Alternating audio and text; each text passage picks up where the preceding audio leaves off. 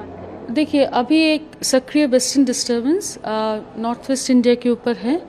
इसके चलते हमारा आज का उम्मीद है, जैसे आप बादल भी देख रहे हैं कि अरेबियन सी से बहुत स्ट्रॉन्ग मॉइस्चर फीडिंग है नॉर्थ वेस्ट इंडिया में, जिसके चलते आपका क्लाउडिंग भी बन रहे हैं और बारिश का भी होने का संभावना है। और थोड़ा बहुत थंडरस्टॉर्म एक्टिविटी, बहुत ज़्यादा तो इंटेंस नहीं, पर लाइट थंडरस्टॉर्म एक्टिविटी पूरा रीजन में होने की पॉसिबिलिटी है। और इसके साथ आपका पहाड़ी क्षेत्रों में हमारा उम्मीद है अपर रीचेस में थोड़ा बहुत स्नोफॉल, रेन, और लोअर रीचेस में रेनफॉल होने का पॉसिबिलिटी रहेगा। दिल्ली एनसीआर की बात करें तो अभी क्या है यहाँ पर अपडेट? दिल्ली एनसीआर में जैसा आप देख रहे हैं, सुबह से ही बादल छाए हुए हैं, तो आज शाम को दोपहर के बाद से लेके थोड़ा बहुत थंडरस्टॉर्म एक्टिविटी होने की पॉसिबिलिटी है। और बहुत स्ट्रॉन्ग नहीं होगा, light thunderstorm activity, light rain भी होने की पॉसिबिलिटी है। और इसका आज के बाद कल थोड़ा थोड़ा क्लाउडिंग रहेगा, परसों से क्लियर स्काइज हो जाएगा। मैम एक इंग्लिश में कर देते हैं।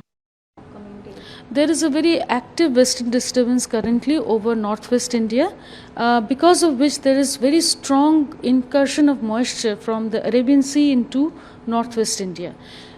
You can see from the cloud pattern, already clouds have developed throughout northwest India, especially the western Himalayan region, Punjab, Haryana, West Uttar Pradesh, and parts of northwest Madhya Pradesh and also Rajasthan. This entire region is going to receive light rain and light thunderstorm activity, except there may be some possibility of hailstorms over West Rajasthan and also Uttarakhand. Other than that, not much very severe weather is not expected. We've only issued yellow alerts for this entire region. We are also expecting that the weather will decrease from tomorrow and persist mainly over the western Himalayan region tomorrow.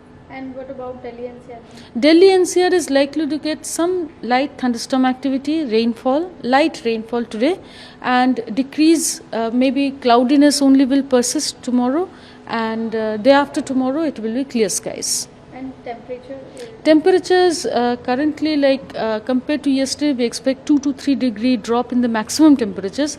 Minimum may not change much because of this cloud cover. It will not allow insolation, but it will also not allow outgoing radiation to leave. But from tomorrow, once the clouds move away, we expect with clear skies, and also this is the climatological trend that generally following a western disturbance, the minimum temperature is likely to fall. So the minimum temperature is likely to fall by 2 to 3 degrees Celsius, whereas the maximum temperature is likely to rise slightly. So in the next 4 to 5 days, we expect around, over the period of 4 to 5 days, we expect around 2 to 3 degrees drop in minimum and 2 to 3 degrees rise in maximum temperature. ठीक है ma'am, temperature का क्या रहेगा? Temperature जैसे हम एक सक्रिय western disturbance पास करने के तुरंत बाद देखते हैं कि ये मिनिमम टेम्परेचर गिर जाती है, और ये इस बार भी की स्थिति भी वैसे ही रहेगी। मिनिमम टेम्परेचर आपका अगले 4 से 5 दिन में 2 से 3 डिग्री सेल्सियस ड्रॉप हो जाएगी, और मैक्सिमम टेम्परेचर थोड़ा क्लाउड हटने के बाद बढ़ जाएगी, और ये आपका 2 से 3 डिग्री राइज कर सकती है।